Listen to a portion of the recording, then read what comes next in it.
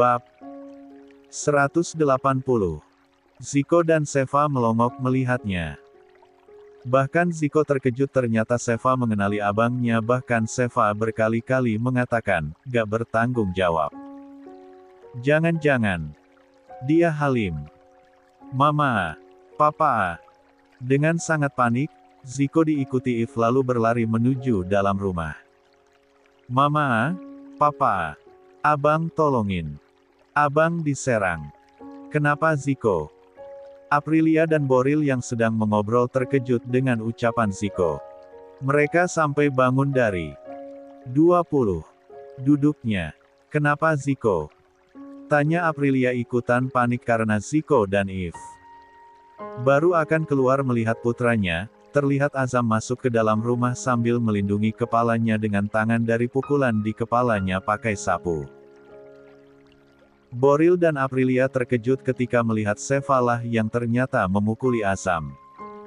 Seva, kenapa ini? Mendengar Aprilia yang bicara, Seva menghentikan pukulannya. Ini Bu. Ini orangnya yang udah nabrak Seva terus lari gak tanggung jawab. Apa? Azam terkejut karenanya dan ia baru ingat kalau wanita ini yang lah tabrak tadi pagi. Bener itu Bang? Tanya Boril yang sudah dijelaskan Aprilia kalau Seva korban tabrakan tadi pagi. Seva mengerjapkan matanya. Bang, abang, jangan-jangan, orang ini adalah anak tertua mereka. Seva menelisik lagi melihat kemiripan wajah anggota keluarga ini. Ia pun baru menyadari itu. Sebersit penyesalan menghinggapinya. Kenapa dia bodoh sekali sih? Dia tidak hilang ingatan dan penglihatannya pun masih sangat baik. Lalu kenapa ia tak menyadari kalau Azam sangat mirip Boril dan Aprilia? Seva melirik pada Ziko. Lalu tanpa suara lah bertanya, Abang. Ziko si imut tersenyum lebar dengan menggembungkan pipinya. Pandangan mata bersalah, ia harus mengatakan dengan sejujurnya, iya. Duh. Seva menyesal sekarang apa nanti yang akan dikatakan oleh ibu angkatnya nanti. Azam masih diam. Bang. Tanya Boril sekali lagi dan kali ini agak dinaikkan satu oktav membuat Azam takut karenanya. Sambil menjelaskan pada orang tuanya dia juga memijat keningnya yang sakit kena pukul. Ah, iya Pak. Ucapnya dengan nada menyesal. Boril terlihat sangat marah karenanya. Sikap apa itu? Tidak bertanggung jawab itu bukan seorang Rohichan.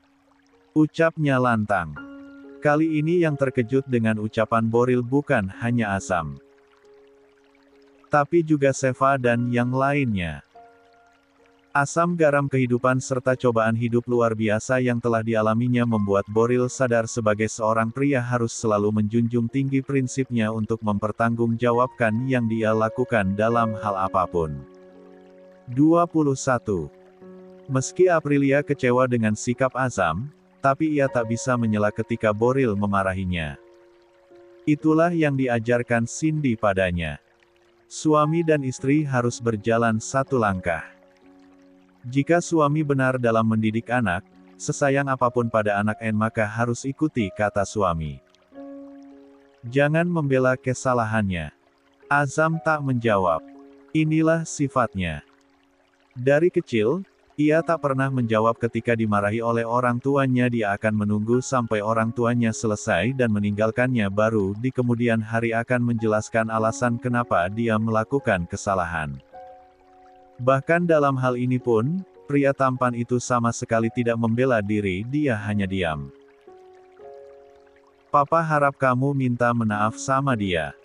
Ucap Boril lalu pergi ke dalam kamarnya.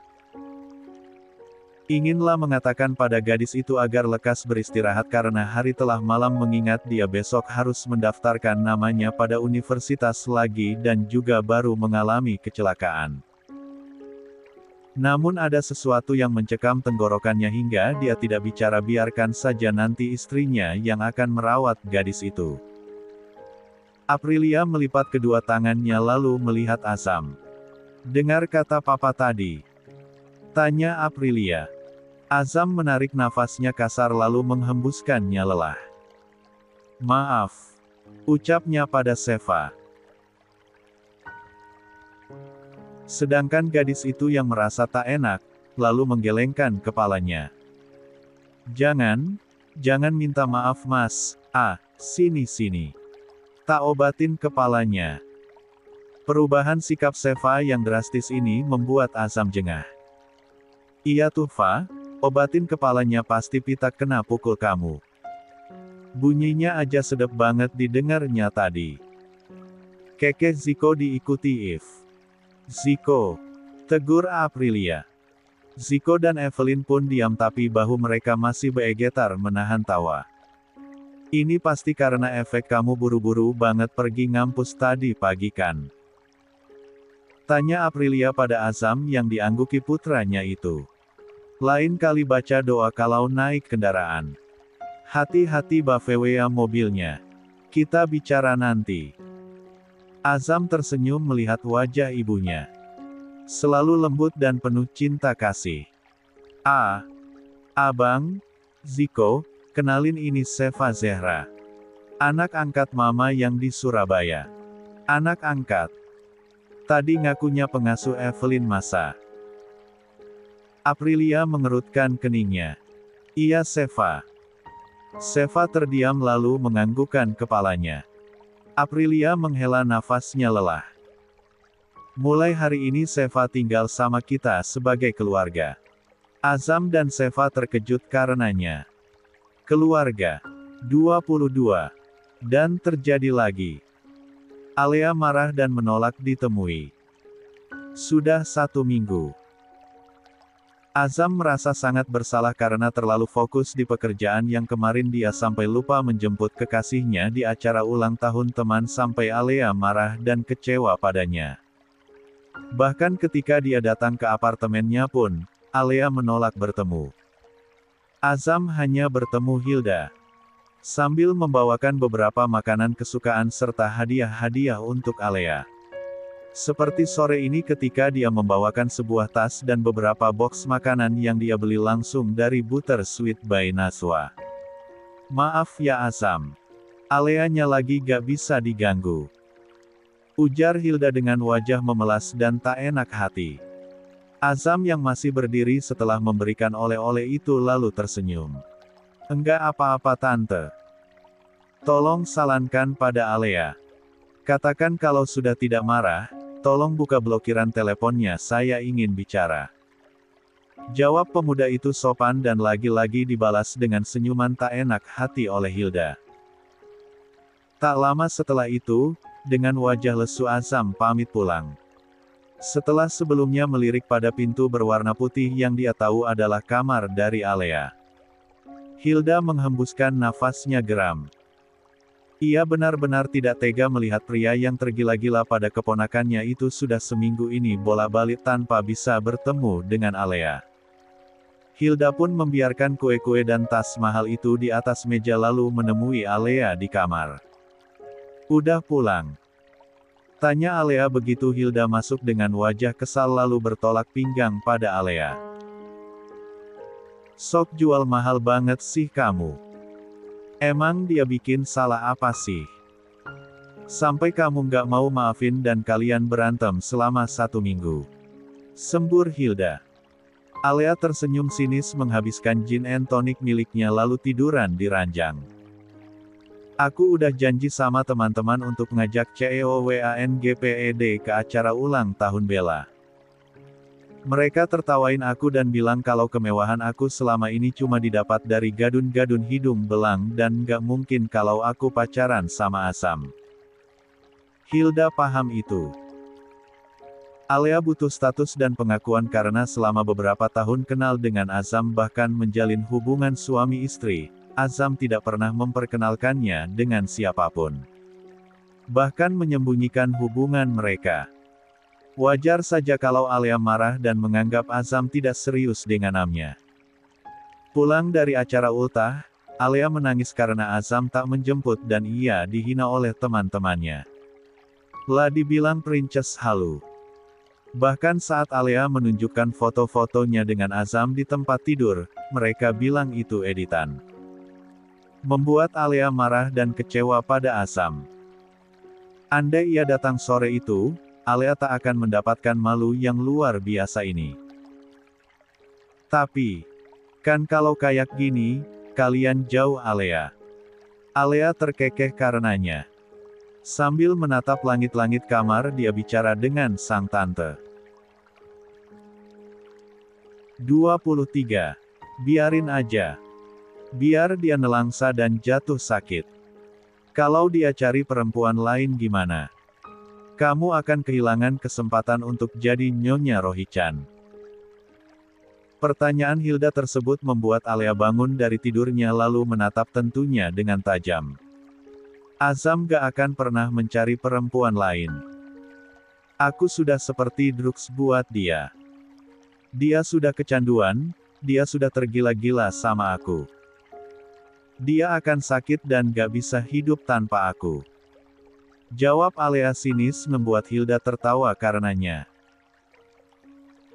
Sebentar lagi dia akan datang mengemis di kaki aku untuk kembali pada dia.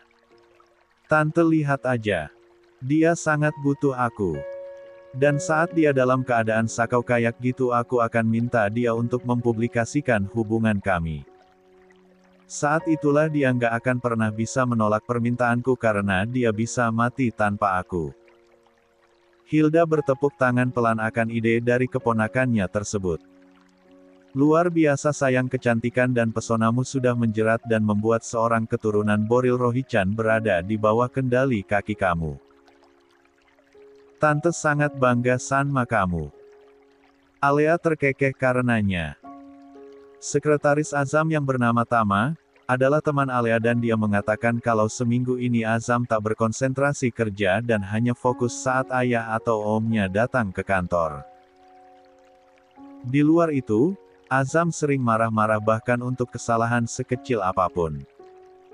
Hal yang membuat Alea senang karena dia begitu berpengaruh pada kehidupan seorang Azam Atana Rohichan. Tinggal satu sentuhan lagi, Azam akan ada dalam kuasanya. Yo, wis ben. Duwe bojo sing galak. Yo, wis ben, sing omongane sengak, seneng gawe aku susah, nanging aku wegah pisah. Yo wis ben. Suara merdu Seva Zehra menyanyikan lagu dangdut yang dipopulerkan oleh penyanyi favoritnya yang sama-sama asal Surabaya, Via Valentina terdengar di lantai bawah rumah besar keluarga Boril Fabian Rohichan. Sudah jadi kebiasaan Seva untuk bangun pagi. Bahkan sebelum matahari terbit dan membereskan rumah meski seluruh asisten rumah tangga di sini melarangnya untuk ikut membantu karena dilarang oleh Aprilia. Namun dia kekeh mengambil kain pelan dan mulai mengepel seluruh penjuru rumah. Menjadi kebiasaannya pula ketika mengerjakan sesuatu sambil bernyanyi-nyanyi ceria seperti pagi ini. Bahkan asisten yang lain, Lupita dan Carlota yang masing-masing sedang mencuci sayur dan piring ikut-ikutan bernyanyi di dapur. Mumpung sang nyonya sedang keluar dengan sang tuan lari pagi sejak pukul 5 agar setelahnya bisa berbelanja di pasar pagi. Memang Aprilia tak akan pernah marah, tapi jika tak ada sang nyonya mereka lebih bebas lagi berekspresi dalam bernyanyi. Tak tompo, nanging tulus ning ati. Rupanya bukan hanya asisten rumah tangga yang bangun pagi saja. Yang mendengar lalu menikmati suara merdu Seva. Azam, yang semalaman tak bisa tidur karena memikirkan Alea, juga mendengarnya. Ia jarang bangun sepagi ini. Lalu memutuskan untuk jogging sebentar mengitari kompleks sebelum kuliah. Ia butuh penyegaran. 24. Seorang pria dewasa yang sudah terbiasa melakukan aktivitas dewasa lalu tiba-tiba harus berpuasa sudah 1 minggu, membuatnya butuh pengalihan. Salah satunya dengan olahraga. Tapi ia penasaran siapa yang bernyanyi sepagi ini. Memakai kaos oblong putih ketat yang mencetak otot-otot tubuhnya serta celana dan sepatu sportnya, ia menuruni tangga. Azam melihat Seva yang bernyanyi di bawah.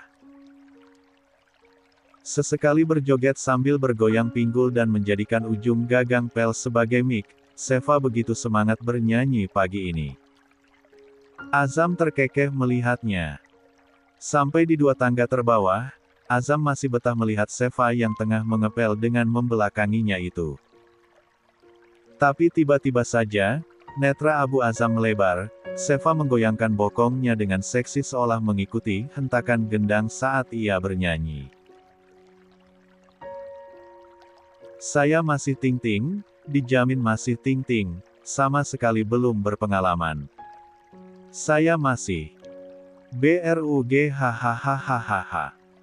Seva terkejut ketika mendengar sesuatu yang jatuh di belakangnya. Dia pun membola ketika melihat Azam rupanya yang terpeleset dari tangga dan jatuh ke lantai. Walah, Bang Azam. Segera Seva menaruh pelnya dan berlari menuju Azam yang sedang mencoba bangun sambil memegangi pinggulnya yang sakit. Bang, gak apa-apa kan? Kenapa? Kok jatuh? Aduh, mana yang sakit? Sini lihat. Azam terlihat kikuk menjawab pertanyaan dari Seva. Jangan sampai ketahuan ia memperhatikan goyangan gadis kecil itu. Bang, abang. Tanya Seva karena Azam masih bengong. Seva memijat pelan betis Azam. Azam tak nyaman karenanya. Lalu menyingkirkan pelan tangan Seva. Sentuhan gadis itu tak sehat baginya. Azam langsung menutupinya dengan wajah ketus dan mulut pedasnya. Kamu ngepel pakai air apa minyak sih? Licin banget lantainya. Tanya Azam lalu bangun diikuti Seva. Seva mengerutkan dahinya melihat lantai yang tak licin dan basah itu. Ih, mana ada orang ngepel pakai minyak sih bang? Raja minyak juga rumahnya dipel pakai air. Jawab Seva merengut karena pagi-pagi sudah dimarahi Azam.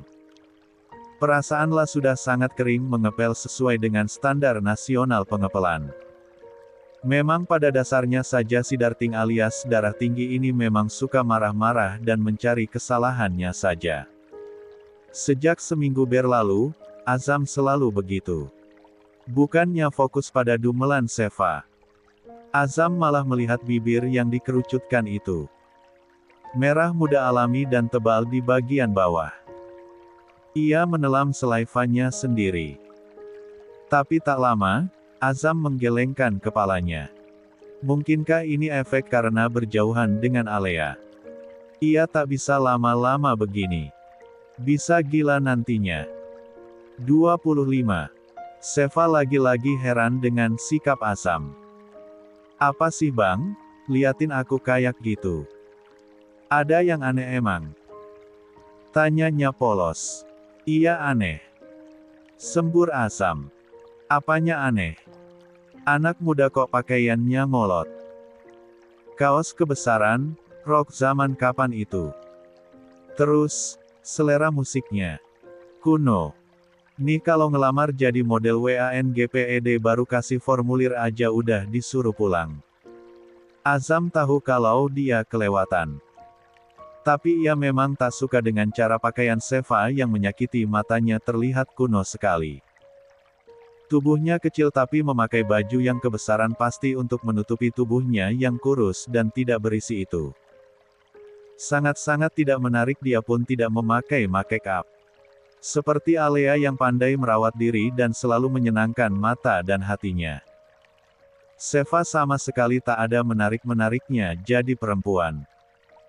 Lingkungan Azam yang berkutat dengan dunia showbiz yang dituntut harus memiliki penampilan sempurna, mau tak mau membuatnya mengomentari Seva. Tak ada nilai plus dari gadis kecil ini selain bibirnya, netranya, kulit pipi mulusnya dan goyangan pinggulnya yang aduhai.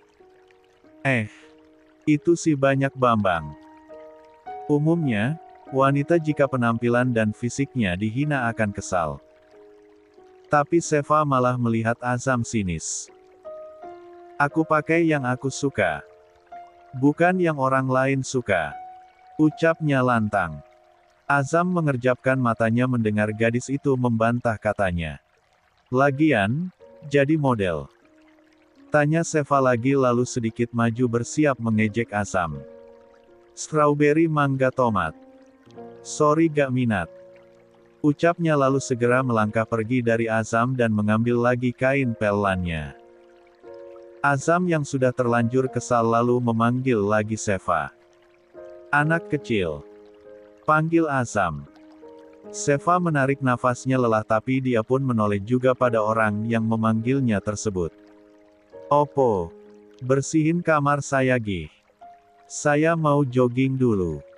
Saya pulang sudah harus rapi ya.